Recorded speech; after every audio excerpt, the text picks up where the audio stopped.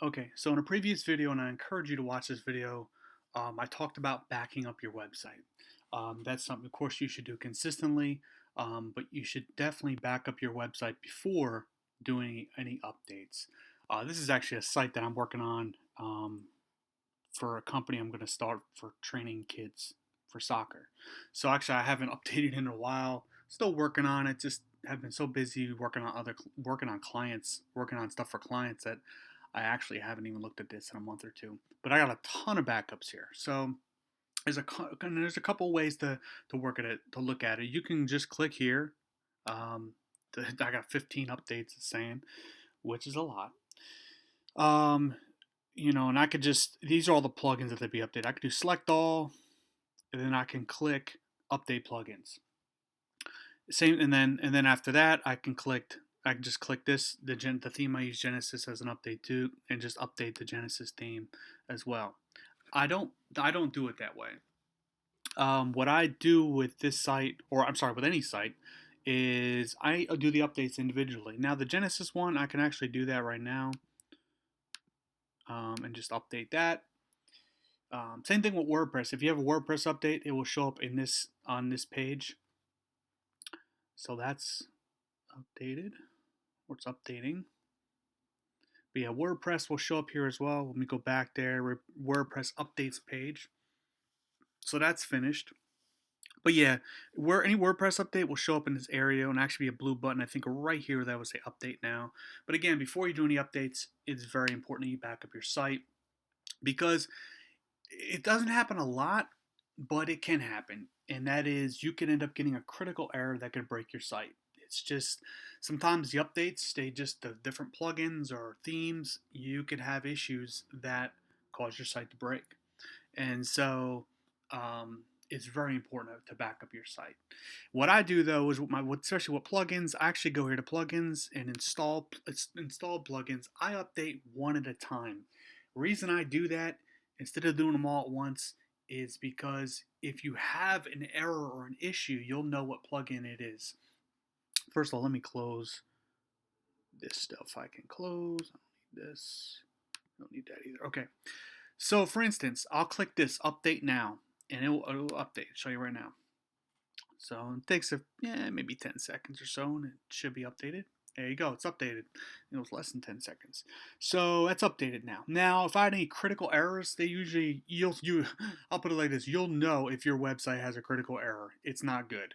But you'll usually get a message up in this area, like one of these messages. These are just reminding me of certain things. It's nothing, no issues.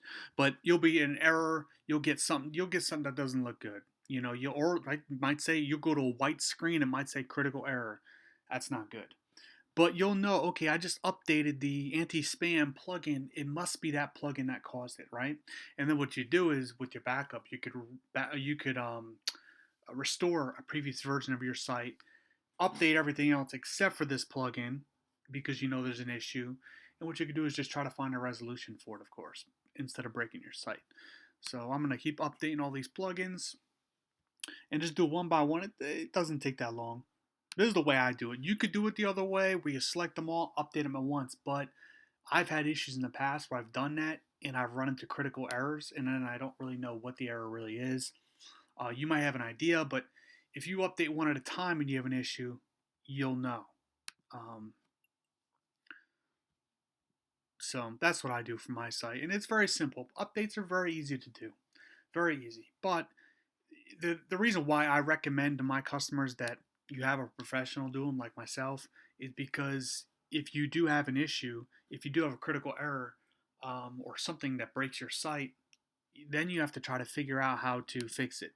And I've been working with WordPress sites for 10 years now, and I remember when I broke sites in the past, and when I was learning, it took me days to figure out how to get my site back up and working the way I wanted to. So it's not easy, So if you're paying somebody per monthly to manage your site, to me it's worth it. Peace of mind. You have an expert doing it rather than somebody who's never done it before. So, but you can do all the updates yourself again. Nothing wrong with that. That's why I put this video out there. Feel free. You should be empowered to do that.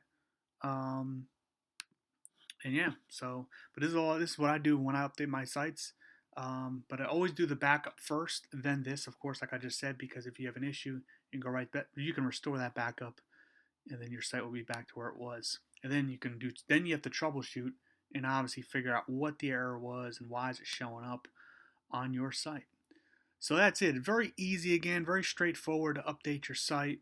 Um, but again, there's probably my estimation maybe a 10% chance that you can run into some issues. And I promise you, if you have a website and you just launched it, it just got finished, and you might be able to update your site without a problem for a year. But I promise you, at some point, you probably will run into a problem. Unfortunately, that's just the way it is. It's technology; it's imperfect. You will probably have some issues. But Google is a great way to learn, and of course, you can always contact me, and I would love to help you if you have any issues with your site. But that is it. That's how you update your site. This is just showing me stuff that's updated there with that. But yeah, as you can see, I don't have any more numbers up here for the updates, and I'm good to go.